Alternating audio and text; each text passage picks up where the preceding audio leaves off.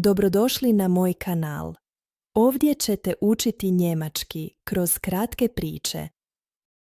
Prvo poslušajmo priču na njemačkom da vidimo da li nešto razumijemo i probamo nešto razumjeti iz konteksta.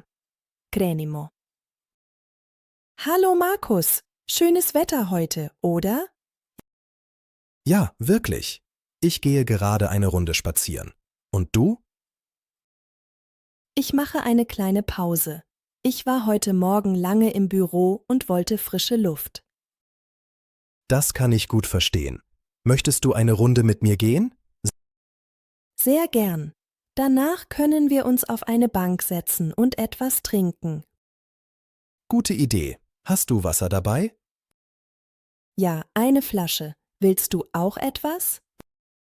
Ja, bitte. Danke. Kein Problem. Dann lass uns losgehen. Da li ste razumjeli ovaj izraz od Markusa? Ich gehe gerade eine Runde spazieren. Ako niste, to znači idem prošetati jedan krug. Sada poslušajmo istu priču, ali sa prijevodom. Hallo Markus, schönes Wetter heute, oder? Ja, wirklich. Ich gehe gerade eine Runde spazieren. Und du? Ich mache eine kleine Pause. Ich war heute Morgen lange im Büro und wollte frische Luft. Das kann ich gut verstehen. Möchtest du eine Runde mit mir gehen? Sehr gern. Danach können wir uns auf eine Bank setzen und etwas trinken. Gute Idee. Hast du Wasser dabei? Ja, eine Flasche. Willst du auch etwas? Ja, bitte. Danke. Kein Problem, dann lass uns losgehen. Prije nego počnemo sa ponavljanjem najbitnijih riječi. Da li se sjećaš kako možeš reći želiš li poći sa mnom u šetnju? Möchtest du eine Runde mit mir gehen?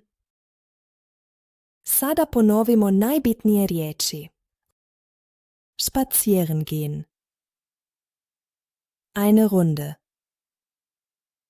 Eine Pause machen. Frische Luft. Verstehen. Sich setzen. Die Bank.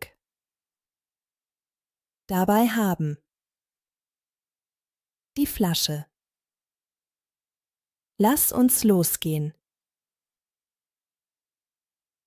Imate li ideje ili želje za iduću priču? Napišite ih u komentare.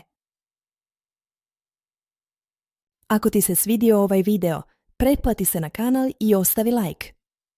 Tako nećeš propustiti nove priče i videa za učenje njemačkog jezika.